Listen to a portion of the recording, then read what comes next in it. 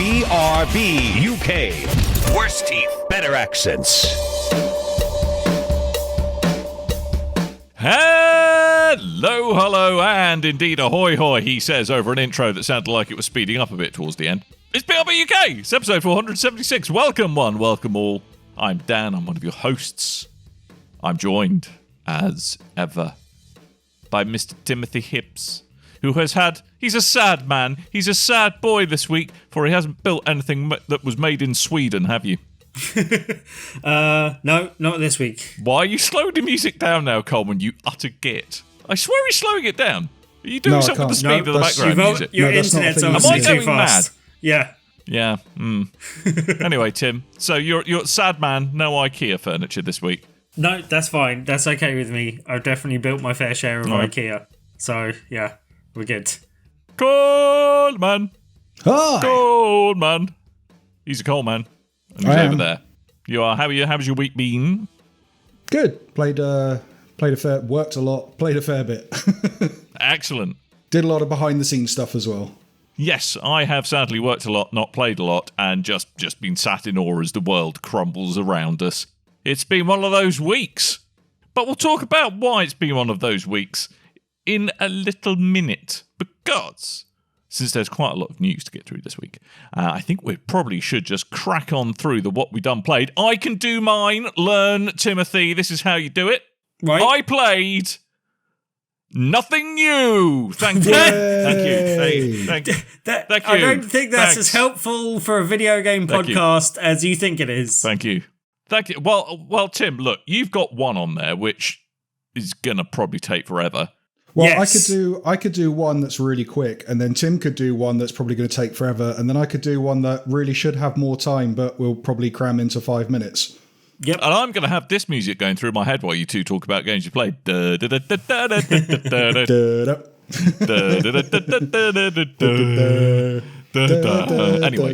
Yeah. Tim. Yes. Coleman. Who was going first? Coleman was going first. Let's do Coleman first. Uncharted 4, that is available on the PS5 now, so if you had this That's game an old on game, the Coleman. PC or the PS4, well, it's available on the PS5 now, Tim, hence why I'm talking about it, because it's available on the PS5. And if I may, why put PS5 after the brackets, Tim?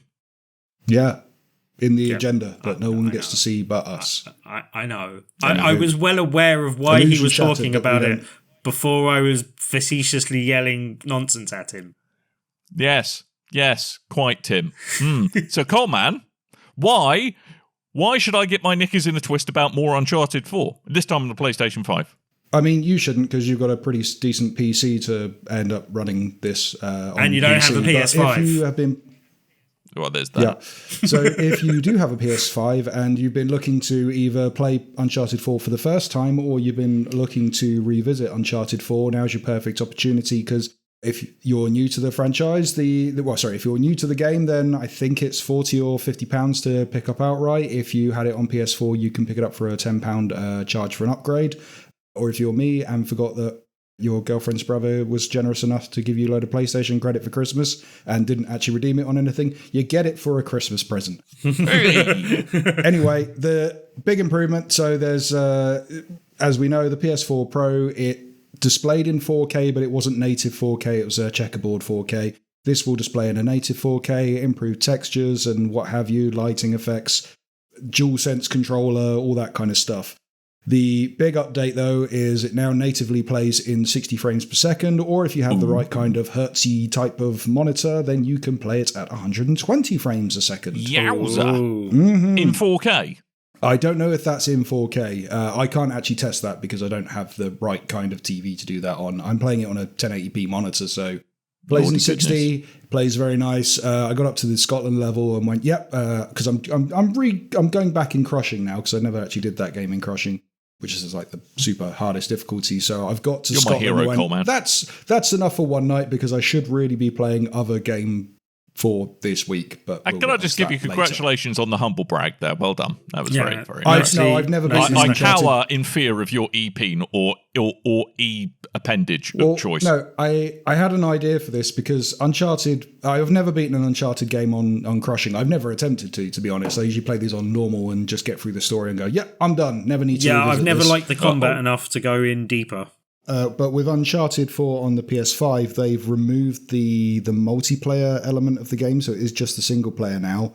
Oh, no! Which means they've removed all the multiplayer trophies, which, if I remember rightly, looking into it, they're very silly to... it's a lot of time to obtain all those trophies on the multiplayer side. So, I mean, is it fair to say that the multiplayer never really took off, though? I mean, it had its fans. I think the problem is a lot of the Uncharted multiplayer fans went over to the Last of Us factions and didn't really return. So when Uncharted 4 came out and people got into the multiplayer on that, a lot of those fans stuck with the more kind of the slower pace of the Last of Us type game, the more methodical type gameplay rather than the big action, crazy, shooty, bang, bang, run, jump. Hide in a tree. There you are. I got you. I don't know. I've never played the multiplayer, but anyway. So wow. I thought I'll go for Crushing. Orangutans got really serious in that post-apocalyptic world, didn't they? If I can beat the game on Crushing, then that means I can probably get through for a platinum trophy at some point. That was my thinking behind it anyway. And plus, I'd never tried it, so I thought I would. And not as hard as I thought it would be. Kind of got intimidated by the option of putting it on Crushing rather than playing the game. But yeah. Oh, and it does that cool thing as well where you go, hey, I've got this on the PS5. And it goes, cool, here's a bunch of trophies you unlocked on the PS4. There you go. So if you're already platinum this on the PS4, then you get an extra platinum just for loading the game up. My favourite thing about Destiny 2, funnily enough, on Xbox was because obviously I platinumed it on PlayStation and finished off all the bits and bobs on Steam. Then when I boot it up on the Xbox, like, here's 1,250 brag gamer in there, score. Dan. Well done. Got yours in as well. To be fair, if I hadn't 100%ed that, the amount of bloody hours I've put into it, there is something clearly wrong with my ability to use my hands. We need I'm going to put this one out to the audience. We need a sound effect for humble brag alert kind of thing. So suggestions on Discord, please. It should be like a wanker. There's my suggestion. I was going to say dropping a clanger type noise, but that's probably name dropping more than That's for name dropping. Yeah. Drop it. I thought you were just going to launch into a Danny Dyer The Wall tirade or something like that. Drop it. Drop it. Uncharted 4 is still a very good game. Even with weird rope mechanics, but still a very good game. Has it aged? Yeah, okay, because one of the because certainly the early when they re-released the original trilogy, some of the games hadn't aged particularly well in their mechanics. I mean, has it held up pretty well to the test of time? Yeah. I mean, it hasn't been that long. I guess. I mean, I think the PlayStation 4 Pro was out when this game came out, or close to that point in time. So it's not really had to age particularly. I played God of War and Horizon Zero Dawn on PS5, and the improvements there. Just playing the PS4 versions of those games were enough for me to go, wow, this plays like it's a PS5 game. And Uncharted 4 having a full-on port to the PS5 was a real, it's aged very well. And it's a few years old though now, because we've had Lost Legacy since then as well, and not had a Uncharted game for a few years as well now. So that's the other thing. Lost Legacy is included, and also if you downloaded Uncharted 4 on PlayStation Plus, then you still get the upgrade price as well, paying £10. Oh, that's nice. Yeah. See, I might grab it at some time, but I'm not in a rush to spend a tenner to do so. So I might look out for it in a sale or something. Or I'm not being funny. It's got coming to PlayStation Plus or whatever. Yeah, that's the other Sony thing may as be well, cooking up with their Game Pass equivalent, perhaps in the future. It's got that written all over it, mate. I would. Yeah, so. Oh well, yeah, maybe their Game Pass equivalent in the future, but I can't see them sticking it on Game Pass after they've already put the game on Game Pass. I don't know if it's part of that collection as well. Or PlayStation Plus, rather. Sorry, we just made a bunch of PlayStation fans explode there by calling PlayStation Plus Game Pass. Our apologies. Well, I said Game Pass equivalent, which I meant PlayStation Spartacus. View? Is that right? Now, Whatever. Yeah, that's what I was thinking. More along the lines of whatever the future is. But yeah, Tim, talk about your game. well, yeah, this one I've actually been dying to talk about because it's been under embargo for a bit. I did receive a review copy of it, so again, take that with a pinch of salt. They if drink you it in want. the Congo. But it's a game called Castle Morihisa, and there is some Japanese pronunciations in here that I've attempted to get some help with from a Japanese speaker, but I may still mess up because they're hard and I'm stupid. Oh, Stavros. Yeah, he speaks great Japanese, Stavros. Yeah. But, yeah, basically... North London's Japan expert. I've been playing this on Switch. It is also available on Steam, but Can confirm. It's going to sound like a word soup of buzzwords, basically, but it is a roguelike deck building strategy game, turn-based strategy combat set in feudal Japan, and you're battling as initially a monk and a Omnioji, I believe it's pronounced. And I have a question. Yes. Oh, an Omni guy. Yeah, Omni guy. There is one buzzword you missed out. Would you Yes. consider it visceral? No, actually, not really. I would say. All right. But in some ways, Oh, wait, there's another buzzword. Yeah, There's another buzzword term for you to... would you consider it Dark Souls? maybe the Dark Souls of something, but it's not Dark Souls like at all. Generally, Dark Souls of something. Dark Souls give me of- an example of something Dark that's a Dark Souls of Souls of something that isn't a strategic-based game. turn-based card games, basically. I mean, like Right. strategic battle. What would be the But Dark anyway. Souls of daytime TV? What's the Dark Souls of daytime TV? Is it loose women? Oh, no, it's Judge Rinder. Huh? Oh, yeah, probably. What? Yeah. What Coleman said. Judge, Huh? what's her face? Or what's Yeah. his name?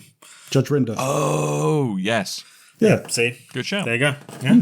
Yeah. It's See, the sass that hard. does it. You got a boss. Anyway, you got a face off. Castle Morihisa, I'm going with. But yeah, doesn't necessarily create the best first impression. Like the map seems a little bit simple that you're wandering across. The combat seems simple to start with. And then it seems a little bit basic.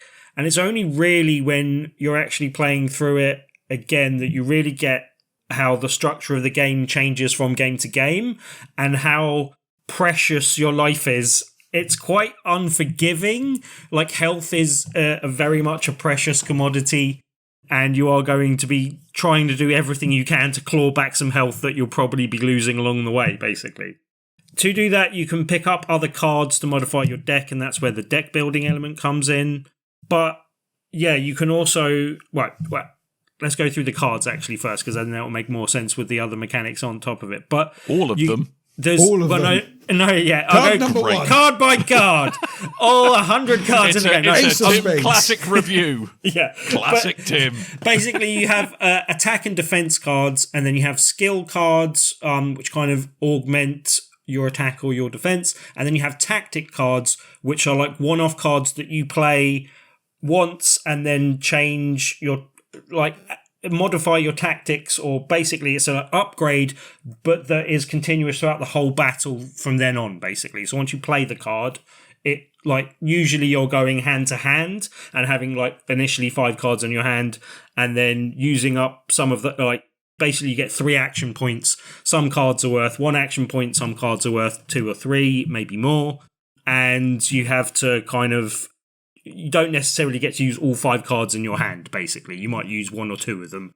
You do get cards that are also like nothing in value, so you can use multiple nothings, but that's like cards that you've added to your deck and stuff like that. Yeah, generally the skill cards are kind of specific to the class that you're using, and there's the 2 initial classes that are open to start with are the monk and the Omnioji.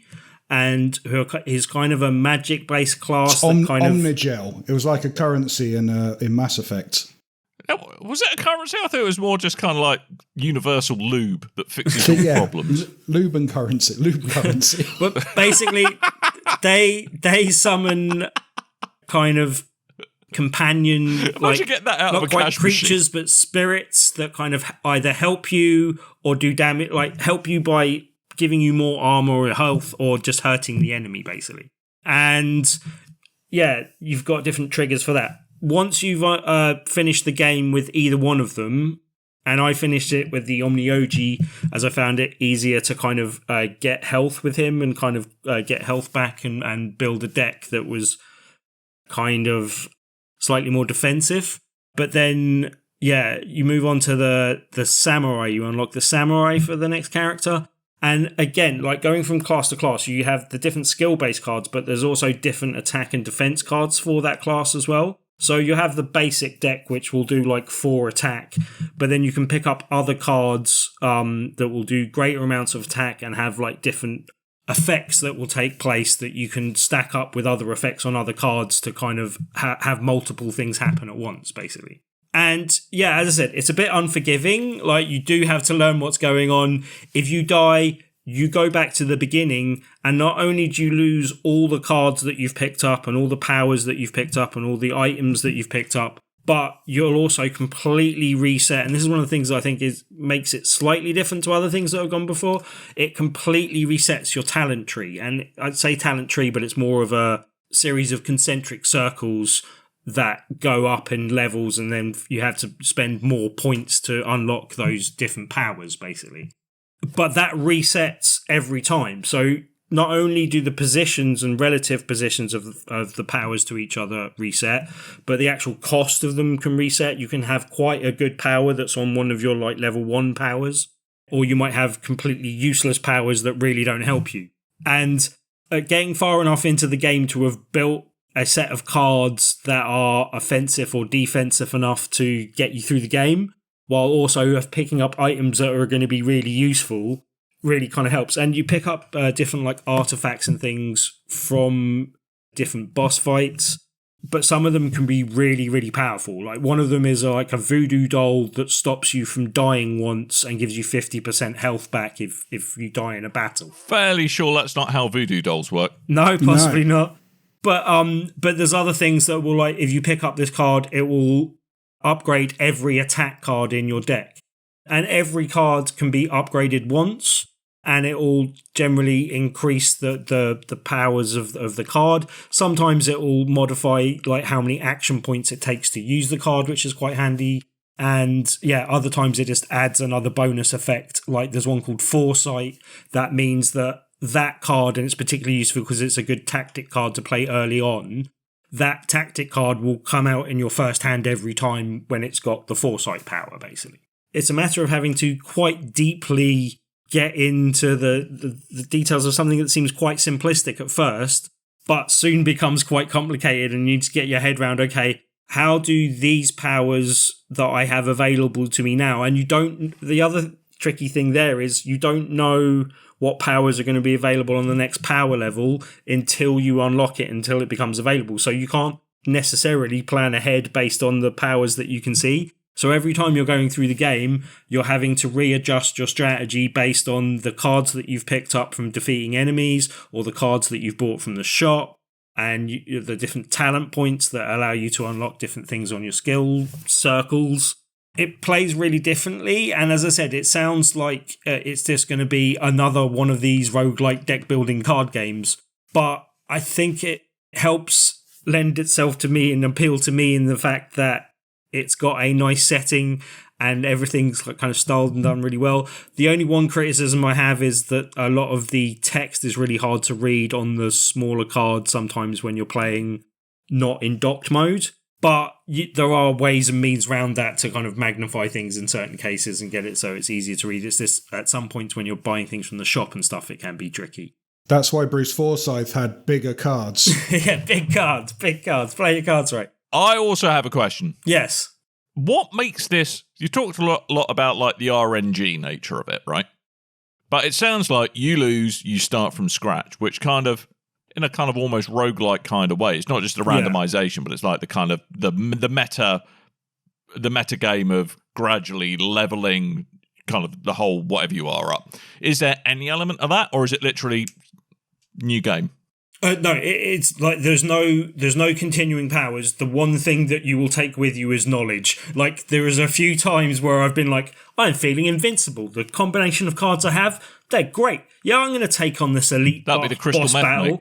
Because if you go for some of the elite boss battles along the way, basically across the game, there's 3 different maps you're making your way across, and there's different points on the map that come up with a random selection of either fights, campfires where you can rest or upgrade cards, and then kind of events and things that happen that you can interact with to get various different results. There's 3 different maps and 3 different end bosses, but there's elite boss battles that you can generally you don't have to go for, because there will be other options of other fights that could just be as tough, but you'll get a much better reward for battling the elite. And you can also get some upgrades on your talent circles that allow you to like heal more health when you're battling an elite, or have some other bonus in an elite battle. Like they might have 20% less health, in one example. So sometimes the elite battles are really worth going for, and you get a much better reward, and you also get you'll get like a card, some money, some other stuff, but you'll get an artifact that could be one of those sort of things that I was saying before, where that gives you a permanent bonus going forward. But then you also get and I can't remember what they call them, but it's a thing where you've got to have a certain achievement, and you'll get a reward in turn for it as well. And you usually get a choice of 3, and you can pick one of them, and that'll be something where it will be like, defeat 10 enemies in this thing, or upgrade a card, or buy something from the shop. And then if you do that certain thing, you'll get the reward that it gives. Yeah, and some of them can be really good rewards, like upgrade every attack card in your deck. But the thing is that it's a kind of a risk-reward thing. As I said, you can get to the point where I'm literally feeling invincible. These cards are really good.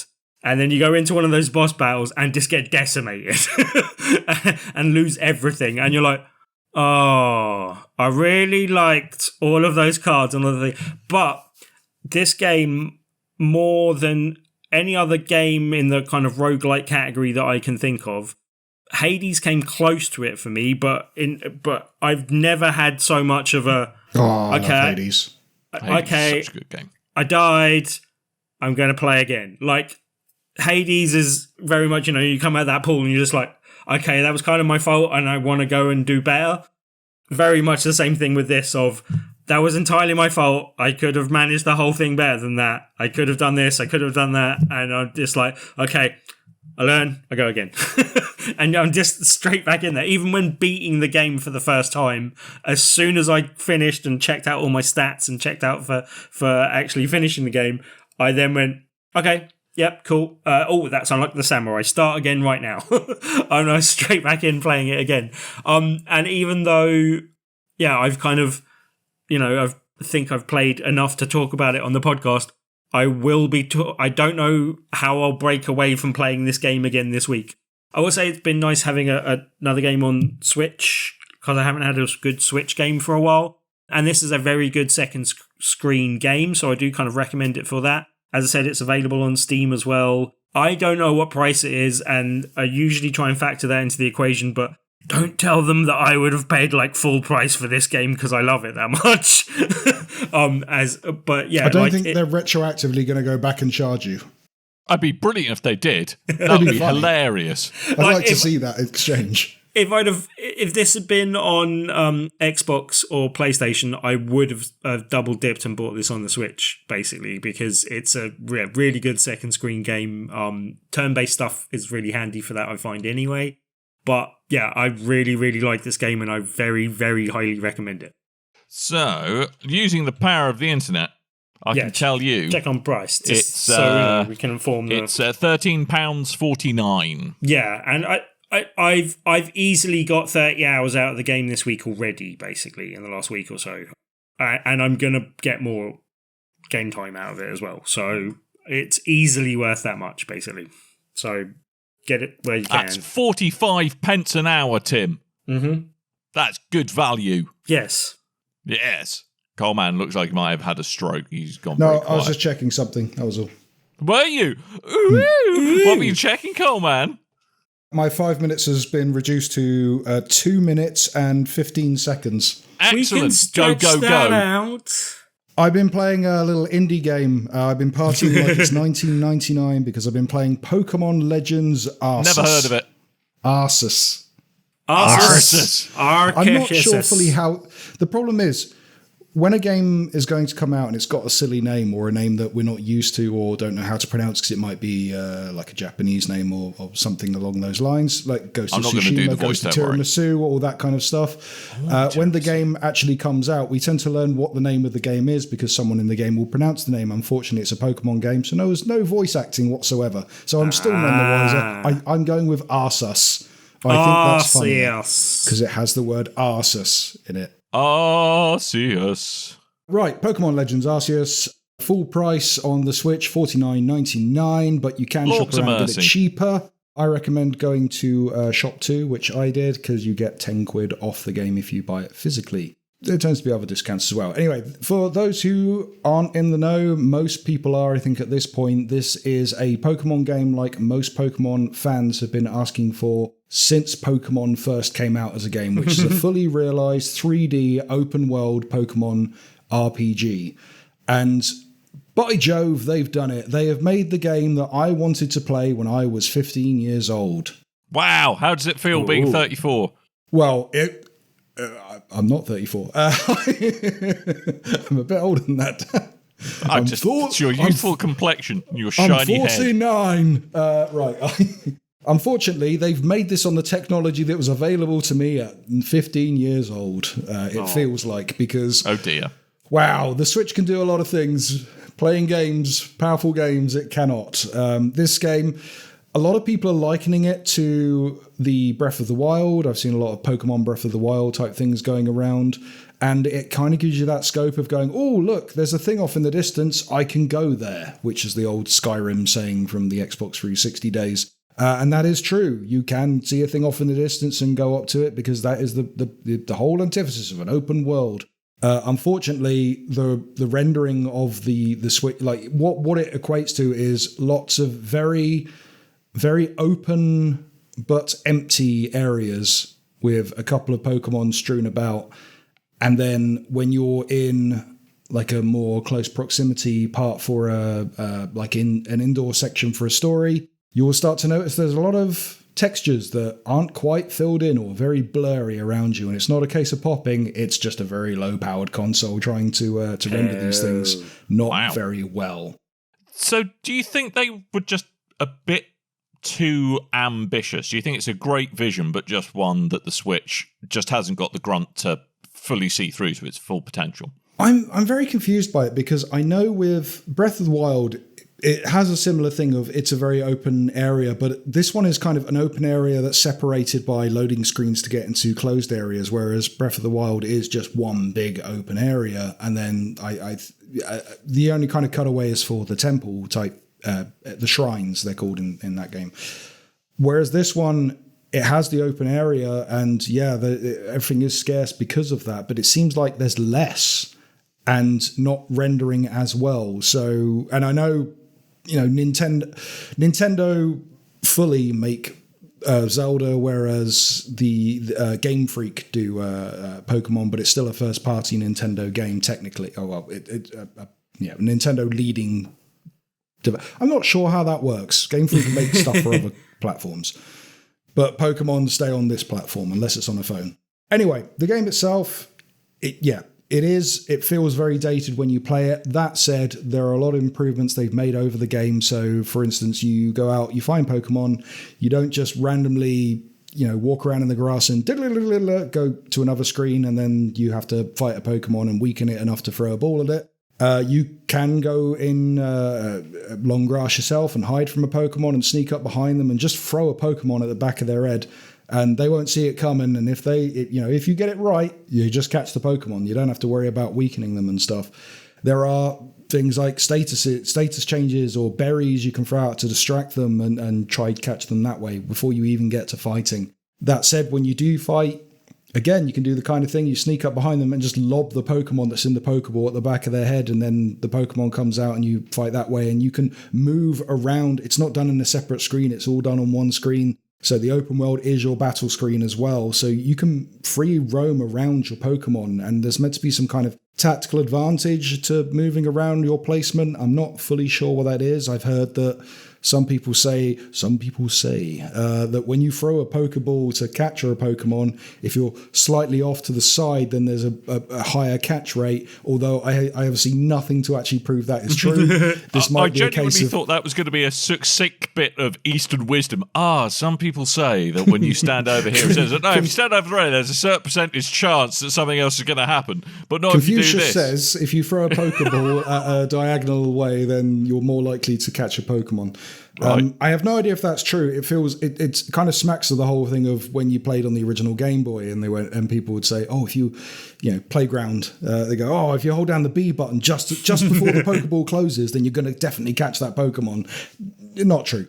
So it might be a case of that. I'm sure it will get ripped and data mined, and people will figure out this stuff at some point in the future. But for what it is, which is on an underpowered platform, once again, it is a very fun game, and it is something that I'm very, very happy has finally come out. It's not called Pokemon Legends ARSEus. It is Pokemon Legends colon ARSEus, which means that Pokemon ARSEus. Right, yes, lovely. Colon ARSEus, lovely. Which Pokemon colon ARSEus. But that means it's likely to become a series if the game sells well. And this game, I think it's like the second best selling game from a debut on the Switch, so it's likely that this is going to be a series going forward, which means whatever Nintendo has planned for the future regarding their consoles going forward after post Switch, if we're getting something more powerful, we could be in for a lot more impressive games down the line. But for what we have at the moment, it is a very good game. It's just unfortunately limited by the hardware.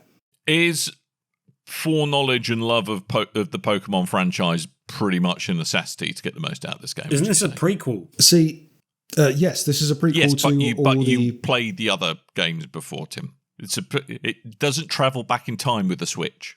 That would be flipping cool. I think it's set in the same world as Diamond and Pearl, which aren't Pokemon games that I've played, but they've recently had re-release. Some kind of Let's Go Eevee Pikachu type ports on the Switch. I've heard there are a lot of Easter eggs and stuff. There are a lot of characters that you interact with that are characters from other games. But I have no idea about that because I've literally played Pokemon Blue back in 99. I've replayed that game a lot. I've played Fire Red, which is a remake of Red from Red and Blue from 99. Right. And not a lot. I played a little bit of Sun and Moon and went, not for me. Sword and Shield, which is the one that a lot of people have been saying is amazing. I got through. That's the recent Switch one. I went through the entire story of the game, had all the DLC ready to go, and just never got to it because I fell off that game really hard. But yeah, I'm going this on a perspective of I go into Pokemon games every now and then and go, hey, I'm going to get into this game. It's going to be just like because I love Pokemon games, even though I've ever finished the first game.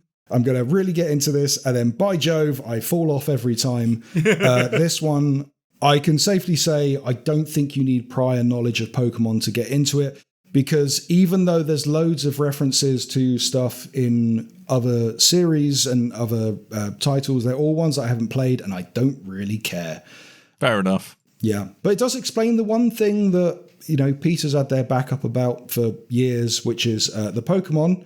Mm-hmm. When you throw a Pokeball at that, Pokemon have the natural ability to shrink down to tiny little creatures. The Pokeball, they are very comfortable. Is a blender.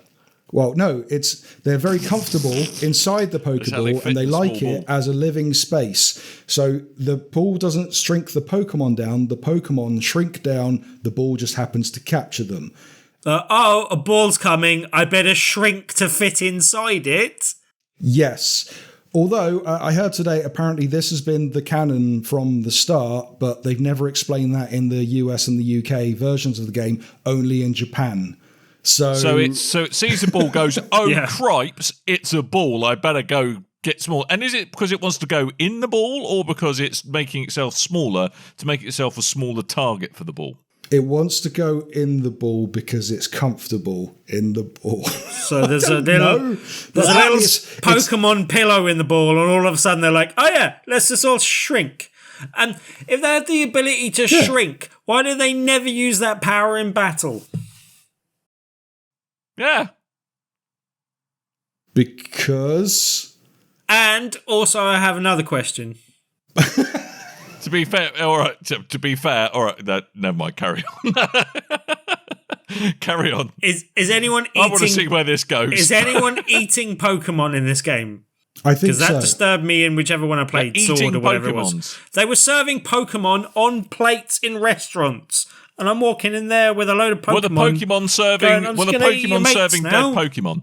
I mean, there No, are it's people serving a lot Pokemon. of weird Pokemon things that we can talk about at a later date, but with the lag on your computer, Tim, I just can't do it because we're going to go back and forth with me talking over you and you talking over me. Okay. And it's a long conversation. But yeah, Pokemon Legends ARSEus, if you are looking for a Pokemon game to wet your beak on, to start off on, I would say this is the one for you to go and pick up because it's the most fully realised type Pokemon game. If you're a Pokemon fan, obviously, you've probably picked this game up already. But yeah, it's not a bad little game. It's along that kind of level of Breath of the Wild in the open world on a portable device. And yes, this plays a lot better on handheld than it does on the screen as well. Because boy, those textures, they're a lot more noticeable on the screen than they are on the handheld. Fair enough. Fair enough. Oh, I forgot to say, I had to go on an OLED the other day. They look really nice. Completely pointless when you put them in docked, but they look really nice on a handheld. Good. But helped Nintendo Until they get screen burning. Yeah, helped Nintendo to get over 100 million sales in Switch. So, you know, we've had a Switch heavy week this week. That's a lot of sales. Then, you know, they've sold a lot of Switches. Yeah, they just announced that they beat the Wii in sales this week, so... That sounds like a euphemism. I'm sorry. Yeah, never beat your it Wii. means I think if I remember rightly, if they beat the PS2, then they're number one selling console of all time. Well, we should probably crack on with the news, really, shouldn't we? Because it's been a busy week if you're Sony. Been shopping. Yes, Sony. Sony have announced, and I've got to kind of say that a lot of people have been saying that this acquisition is because of this acquisition is because of this. And before we get to the acquisition itself, acquisitions, they take a long time to go through. They are planned months, sometimes years in advance of them actually being announced. The only reason we're finding out about them before they actually happen is because, I'm assuming, everyone working from home makes leaks a lot easier to happen when people are using internet platforms to have their meetings on there. So the minute something is actually confirmed is going through, then they announce it. So to be clear, for those of you who have been living under a rock, Sony decided they needed to part way with $3.6 billion of their dollars to acquire former Halo developer Bungie, who are also developers of Destiny. And now, as Coleman rightly says, the timing of this made everyone go, look, Sony are buying things too because Microsoft bought the things. Not the Revenge case. lay. The initial response from a lot of people was that this is reactionary. Now, it can seem that way, but chances are, as Coleman said, this has been a long time coming. And it may have been prompted by reading of the tea leaves about what they've heard on the grapevine about what Microsoft is doing. But it does make some things a little clearer, like why Destiny mysteriously disappeared off the face of Game Pass just before Christmas, when it seems to be doing quite well. It makes some of the reported difficulties that Bungie had with gaining permission to use kind of some nods to Halo and the 30th anniversary edition of Destiny perhaps sheds a little bit of light on that. But I think when I first read it, so basically what it is Sony buys Bungie, Bungie continue to do what the heck they like with their franchises, everybody's happy. And the initial read of that is, well, what are both parties getting out of this then? Now, Bungie's statement was very carefully crafted, saying that everything we've announced is not going to change. Now, I hope we don't see a return to platform exclusives, which would make the whole cross-play nature of Destiny very difficult to manage. But if that's the route they want to go, there's nothing stopping them to do it. I think it would be a shame and a detriment to the game to do so, but they might. I actually don't think Sony is particularly interested in Bungie's IP. What it's interested in, I think, is... Activision one. Yeah, well, what I think it's interested in is because I think Sony know they're a bit behind in terms of online infrastructure versus the fairly good showing that the Xbox Live is having at the moment. And Bungie were pretty instrumental in actually helping Xbox Live turn into the service that it is today. So I think, one, they want their knowledge on how to make a massively networked set of games work and work well, and what works well in an online community. So there's that. Also, it looks like Bungo are the staff, and wanting to keep the talented people around is an area of active interest to Sony as well. And they've just, as part of this $3.6 billion scheme, there's, I think, $1.2 billion of it is a long-term retention scheme for its staff. So it's like, if you stick around, see through this, you'll be better off for it as a result. So that's reassuring to see too. But I think it's more this platform development side that they really want Bungie along for the ride. And Bungie, what they get out of it, even if they maintain full creative control, which I hope they do, over their IPs, but they then, the route to transmedia, and by that I mean comics, movies, TV shows, all of that stuff, that the path to that is a lot easier if you're shacked up with Sony. So yeah, so I think it's really interesting. I think there's been a lot of hot takes on it that I think are only really scratching at the surface of it. But ultimately, Bungo want transmedia stuff for Destiny. Sony want Bungie's know-how in terms of multiplayer game technology and platforms. It's not about Destiny. Yeah, I mean, it's funny you say because about the multi-platform, the multimedia type thing, because it was announced shortly after, well, I think today actually, in fact, that Sony are looking to make movies out of Destiny. And we did hear previously that I think it was being shopped around before the acquisition of a Destiny either movie or TV show, which kind of got me thinking about the initial Destiny ads, the TV ads where they were live action, that made me go, wow, I really want to play this game. That looks awesome. And then you play the game and go, that is nothing like the adverts portrayed me to think that would be. Where's Led Zepp? Why isn't there more Led Zepp in this game? Yeah, where's all that stuff? But that's interesting. The other thing is the way that they've kind of given them the Bethesda pass that Xbox has given Bethesda, where they've gone, hey, you have the option to independently publish as well as work with Sony. So even though they're going to be a Sony first-party studio, they still outright own Destiny. You know, they still own their IP, which is good because Xbox didn't let them do that with Halo because they were making Halo for the Mac before Microsoft went, hey, come make this for our console that we're making. And then they launched the entire console off the back of that one platform, the one IP. So they have the option to keep, they can keep Destiny, they can make a Destiny 3, they can make that multi-platform, they can do whatever they want. Also, there's another game that Bungie have in the works at the moment, which we don't know what it is, but we know it's meant to be some kind of cross-play between mobile and console. So that's going forward, whatever that is, because that's a huge investment by a third-party Chinese company. I can't remember. But they're doing something off there. But I think... No, I think it was Tencent, actually. No, it's not Tencent. It's a different company. Okay. But the big thing for Sony is, one, it gives them the opportunity to use their IP for other avenues. And Sony seem to be trying to do stuff with films and TV shows again. We have a Last of Us TV show coming to HBO. They're doing something with Twisted Metal. There's stuff going forward that they're trying outside of the gaming space. But it gives... And it's something that Bungie managed to get through Activision when Activision were like, hey, we have Blizzard, we have Diablo guys. You can improve your game going to talk to those people. Yeah. Sony have something like 10 different games of service type games planned over the next 5 years. If you want someone to help you with a game of service type game, because we're seeing a bunch of them get launched and a lot of them fail. Yeah. Bungie is probably your person to talk to.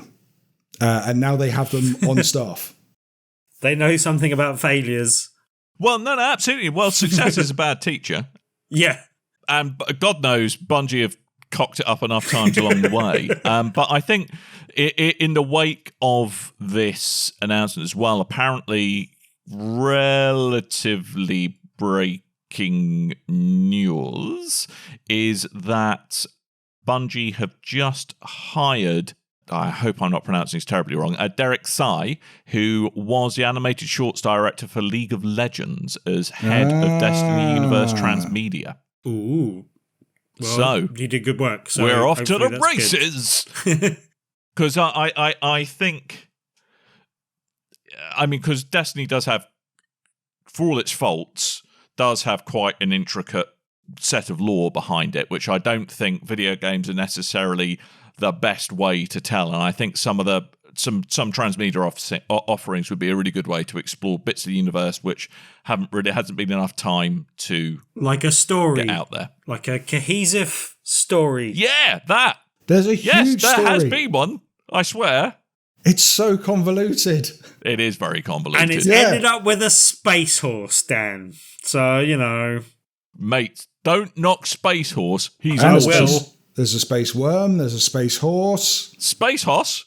You love Space Horse. He everyone speaks loves- to you, Tim. When you're playing Dares of the Turns, he goes, it's amazing. Space There's a Horse. Space computer, space Stephen Fry. Everyone loves space stuff. Everywhere you there's get- Space Coleman. Can is you what there buy is. space horse armor?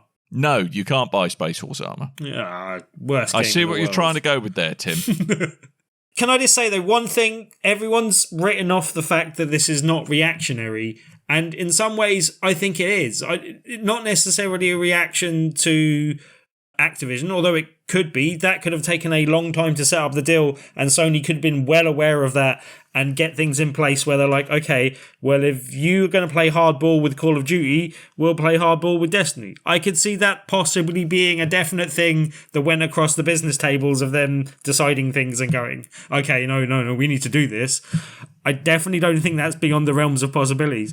But it could have just been a reaction to Bethesda. It could have been something else. Like, they didn't do this in a vacuum, you know what I mean? Like, they didn't just go, oh no, we'll just buy Bungie. Like, they did this because of the actions that Microsoft have done in the past has influenced them to do this. But I think you're right in what you're saying with the IPs as well, especially as I was hearing, I think it was the Giant Bomb podcast, were saying that they don't own a lot of their previous IPs. Obviously, famously, they don't own Halo anymore because that's at 343. But apparently there's some confusion with some of their other titles from before that as well about who owns them. So, but there is also, on the flip side of that, rumors. Name one of them. Well, yeah, I'm not sure. Marathon, that was the one. But yeah. Oni. Yeah, and Oni. But apparently there's problems with possibly publishing them, and who owned the rights, Take-Two, I think, or something, was publishing them before. On the flip side of that, apparently the next thing Bungie is working on, the other project they're working on behind closed doors that isn't Destiny related, is apparently a new IP and is apparently garnering a lot of interest, and that is possibly behind some of the reasons that influenced Sony buying them. So it might be another, you imagine from Bungie, it's possibly another universe that would play into the transmedia thing that you were talking about as well, Dan, that would probably work well for that as well. So it makes even more sense if that is the case and that is going on behind the scenes. So yeah. I'd like to quickly, just to kind of put a nice little cherry at the end of this, because we did get a comment on YouTube by, I've completely forgotten who it was, but someone was saying along the lines of, hey, you seem to say how bad it is that Tencent are gobbling up all these markets, but you didn't seem to express the same thing for Xbox buying Activision Blizzard. And I we had a nice little chat on YouTube, and I will say the same thing I said then. I hate this. Stop buying everyone. Make new studios. Employ new people. Yes. Come up with new ideas. I hate this so much. I mean, unfortunately, what it means, the end game of this is it's just massive monolithic companies owning all of the things, which completely stifles innovation and entry from newcomers into the market, and that's not anything any of us want to see. Right, you say that, but it makes it a lot more difficult. Yes, we've got massive companies at the moment, but we've got a greater diversity of games and more games coming out than ever before in the history of games. So, yeah. All I can say is Viva the PC. indie publishing shall continue for at least a All little I can longer. say is look at the WWE when they bought WCW. That's what will happen to games. Yeah, but at the moment, like, I think there are a lot of benefits to gamers from a lot of these acquisitions. Like, there has been a benefit to people that have Game Pass from Xbox buying Bethesda, and I believe there'll be a benefit going forward from them buying Activision as well. I see an immediate benefit, I see a short-term benefit, an immediate benefit by this happening, but going, look, what's available on Game Pass? I worry for the future. Yeah. And I think that's the good point there, is that a model where these big companies own all the things is reliant on them continuing on their current trajectory, which is generally, and I'm paraphrasing slightly, try and minimize the amount of times you're a bit of a dick. And, I think a lot of the messaging that we've been getting from the Xbox division has been at least moderately reassuring there. And also, I think a lot of the messaging around this acquisition by PlayStation is also, there's been, it sounds like they're going to let devs continue doing their thing. Yeah. But that's by no means a guarantee going forwards. And, I think, Coleman, your point's a very good one. Is this just softening us up for actually 10 years, 15 years down the road, it becoming a stagnated industry because everyone's controlling all of the things? Yeah. I'm saving this. One day I'm going to have a massive rant. One day I'm going to absolutely explode and you will all hear it. But platform holders have always been gatekeepers for their own platforms anyway. Like, there's not a massive difference there in terms of first-party studios producing games for one specific platform. Like, that's always been the case in the console side of things, at least. But again, I'm going to table this for another day because I'm going to explode. Wow, there's an image. We had a state of play for Gran Turismo 7. We won't go over it too much because, it's one game focused on. Yeah. I think we're all excited for Gran Turismo 7, except for Dan who doesn't have a PS5. Two things. Yes, one, God damn it, I really want the PS5 now. And two, they decided to concentrate on some really weird in that. It's like, you can listen to music when you drive. Really? That's amazing. So the big kind of points of focus in this video was, first of all, it's the 25th anniversary of Gran Turismo. Happy birthday, Gran Turismo. Gran Turismo Sport was the last game that came out. It had some innovations, but a lot of people kind of said that it was a streamlined experience that had a lot of focus on a future in esport, which I don't think panned out as well as they hoped it would be. I know you were a fan of the game, Tim. I like the game, but that bit of it, no. But with 7, they seem to be focusing more on their roots, so it means a return to the big open world, the big map, licensed tests, classic tracks. They're going to bring back tracks from the original 1997 version and then series sequels from that point. It means the return of performance tuning. It means little weird things like being able to have your car washed and oil changed and all that stuff. Gran Turismo, they want to show that they are not Forza. They want to show that this is the simulation game.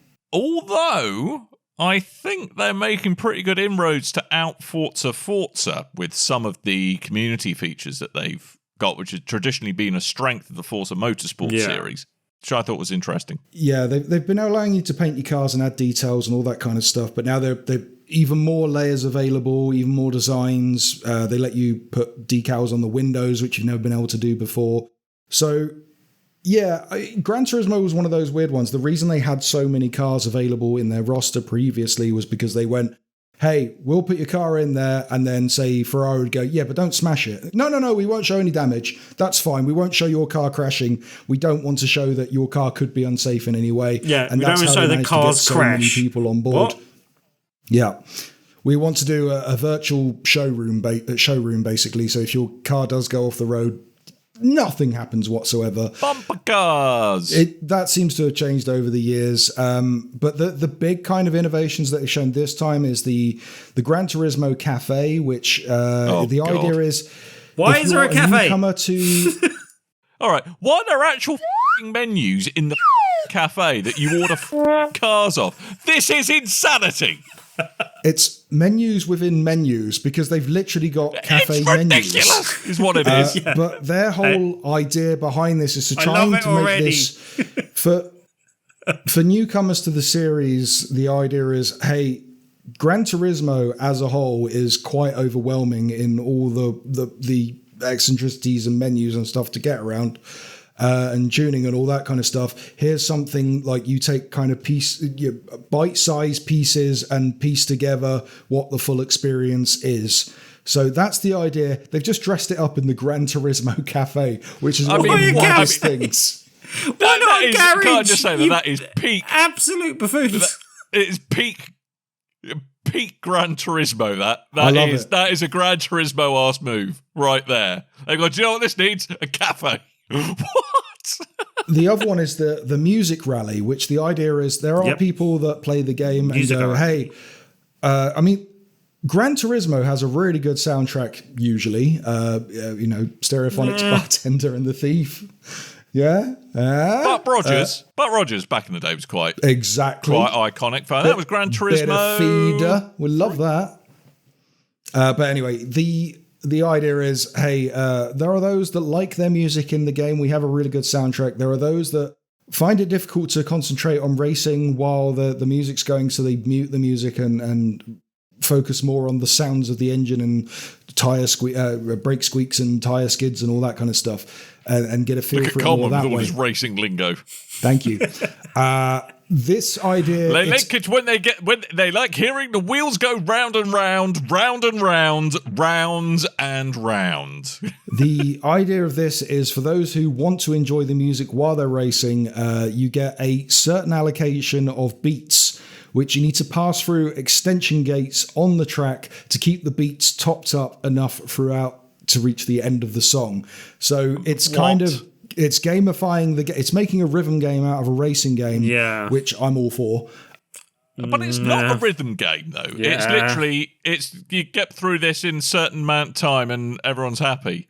And then, next thing we're going to blow your mind with is a music replay mode where it changes the camera on beats of the music. It's like, I thought that existed. Really? Yeah, I thought you were doing that already. I've seen that in other things. Yeah, it's not exactly groundbreaking. No. It was interesting to see, though. Anyway, you got all your bells and whistles. Why concentrate on it, though? I'm mystified. I don't know. You've got your ray tracing.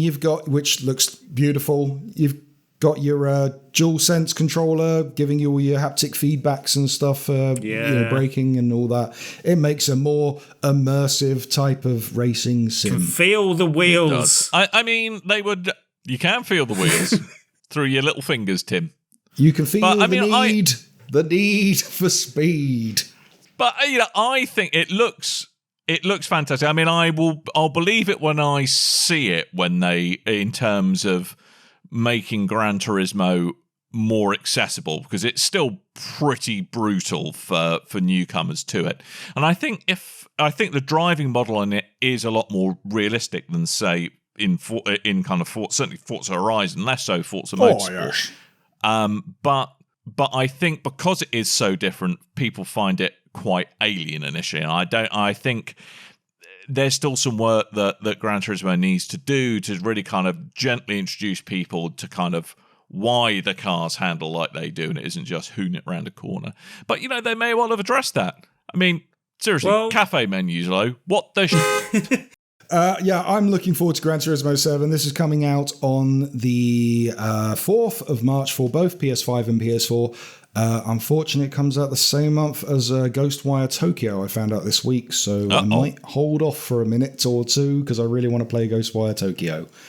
I just want a PlayStation 5. Yeah, we'll find you one, mate. I want one! Stocks are on all-time low, but we'll find you one, buddy. It's okay. I did send you my VIP thing. It was just, unfortunately, it came to me just before Christmas. Yeah, I kind of slightly officially run out of money, or certainly couldn't. It's all right, Dan. Hopefully, that one. Energy prices will go up enough to crash the Bitcoin market, and then you'll be okay. You'll be able to get chips, and we'll be fine. Tim, if you're involved in the Bitcoin market, it is, I'm amazed it hasn't crashed already, quite frankly. Or is this not one of your investments?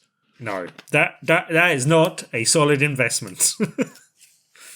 Wow, even Tim Hibbs throwing shade at I'll tell you what, cryptocurrency. if my Ethereum pays out, then I'll get you one. Cheers, mate. That's all right, buddy. Anyway, we probably Yeah. ought to wrap this show up. Is there anything else in the news? Yes, but we can skip over it super flipping quick. New York Times, they purchased the Wordle, which they didn't say what the price was, but they said a low seven-figure settlement, so around $1 million, I guess. Can you have a low seven figures? Like low seven figures? That's not low. Anyway, yeah. Around the $1 million mark, I'd assume. But yeah. Well done, Josh Wardle. You sold your game. Unfortunately, New York Times, they do have a subscription service with their games. I'm assuming this will, because the way they put it out is it will remain initially free to new and existing players, which suggests that it will become part of the subscription plan going forward when you get to a certain level, unfortunately. No, my favourite suggestion for this, though, is you should make the game free, but it costs, and I think it was an American making the suggestion, but so it's not my own, but you should make the game free, but it costs $1 if you want to submit your score to any social media sites. I like that plan. Oh, yes, please. Yeah, I've got Wordle blocked on my Twitter words. Yeah. Yeah. But good news, there is a version, an alternate version, I'd like to cover called Loodle, where it's all just naughty words. It's great. Oh, I like it. Yeah, do you know it's made by... Oh, I've forgotten his name. His name's escaped me for a second, but it's the same Josh chap. Wardle. No, it's the same chap who... The guy who made Loodle is the same chap who is on Kind of Funny and wrote Rogue One. Oh, why is his name gone from my head? Golfer. Greg, No. Bob, Rogue One. Gary. Rogue One. Yeah, Gary. Rogue It is One? Gary. Gary The movie? Whitta. Yes. Is it Gary Whitta? Yeah. Okay. He made Loodle. Good for him. Good on you, There Gazza. you go. That is too bloody right. End of an era. Sega have left the arcade business. They are closing. Well, they're not closing down. They've sold off all their arcade businesses. They are no longer in charge of arcades, which isn't a big thing. I mean, it was in London at one point, but in Japan, that's a huge thing. Sega own most of the big arcades there. So those arcades have been sold to Gender, which they are then going to change the name to Geigo Arcades. However, Sega will be making arcade games still, just not owning the buildings that they put them into. So there you go, end of an era. Yeah. And then delays have started, and the Coleman curse has finally caught up with me. It's back in full effect this year. Yay! Which Tim was gleefully messaging to me when this was a rumour, but now it's been Not entirely confirmed. gleefully. The DC game from Warner Brothers and Rocksteady, Suicide Squad, Kill the Justice League, has been delayed until 2023, which makes me kick myself because at the last minute I changed Gotham Knights to Suicide Squad, Kill the Justice League because they said it was coming out this year. God damn it, Rocksteady, stop doing this to me. And Rumbleverse has been delayed indefinitely, which is upsetting for me, especially because this was meant to come out on the early access version on the 8th, I think it was. And I literally woke up to a refund from PlayStation saying, hey, you've been refunded this money. Didn't say why. And it took me a while to go, what have I pre-ordered? Rumbleverse! Rumbleverse has been delayed, and they haven't said... Yeah, they haven't said for how long, but there's going to be some beta test on my girlfriend's birthday, so I won't be able to play it for like 2 hours on the PC. So I'm going to miss that fully, unfortunately. But yeah. If you had a pre-order for Rumbleverse and we're very excited for it, sorry guys, because it's a refund. I'm assuming it's going to be for a long while. Yeah, the refunds are never a good sign. Curse of Coleman strikes again. But yeah, Coleman, no. I wasn't necessarily laughing at you or the delay to a Rocksteady game, which hurts me just as much as it hurts you. But it was more the fact that the Curse of Coleman had struck so early in the year, straight away with, I think, your first pick. So, yeah. I did say in the what we're looking forward to, what our picks for 2022 are, that I suspected 3 games, one of each of our picks would be delayed, and this was my pick. Hey, starting 2022 strong, Coleman. Yep. Yeah. I have a question. Yes. Go on then. I'm multitasking. Oh. I'm trying to play Loodle, Stop Right. playing games while you're podcasting. Look, all right. Bad form. I had the decency to leave my Switch downstairs. Yeah, Look. likewise. Look, see that, right? No, I Yeah. can't because it's blurred. It's blurry as hell. I can see squares. All right. It's a 5-letter word, a Yep. rude word that ends in USSY. Sounds and it doesn't like- begin in a P. Doesn't begin in a P. Doesn't begin in a P, and it's what? Ends in USSY. And it's not hussy either. Gussie. Gussie. Yeah. Is that rude? Maybe. I mean, Sounds rude. it's Talk amongst rudish. yourselves. Okay. Well, no, you're meant to be wrapping the show up then. All right, okay.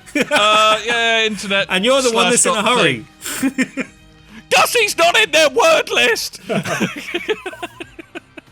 Anyway, right. Yes, thank you for listening to what passes as a podcast. Make sure you go to www.BigRedBarel.com or twitter.com/BigRedBarel or facebook.com/BigRedBarel because you can find us all over the internets in those places.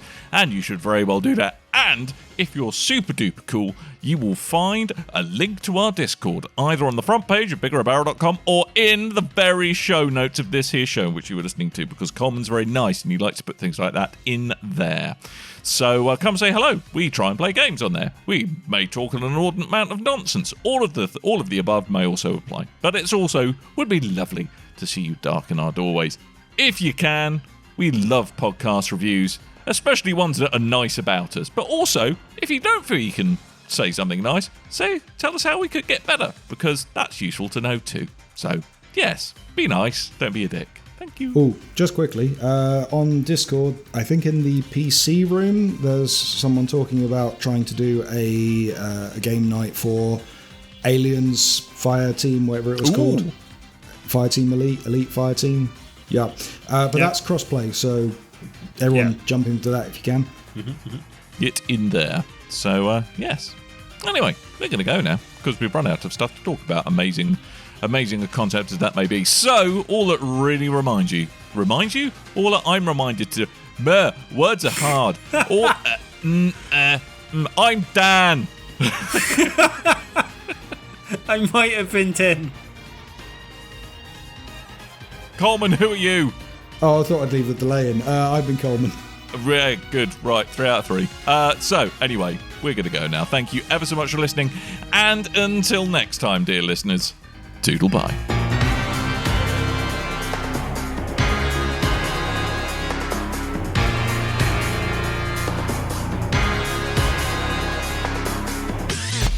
You and your ears are quite welcome. For the podcasting goodness that you just heard. Why not roll on over To BigRedBarel.com. for more podcasts? News, reviews, and videos from the biggest, reddest site on the internet. BigRedBarel.com. Looks like Tim's finally finished ravaging IKEA Brent Cross and rejoined us with working internet. I went from 8 megabits per second to 68 megabits per second, so I'm guessing that's going to help.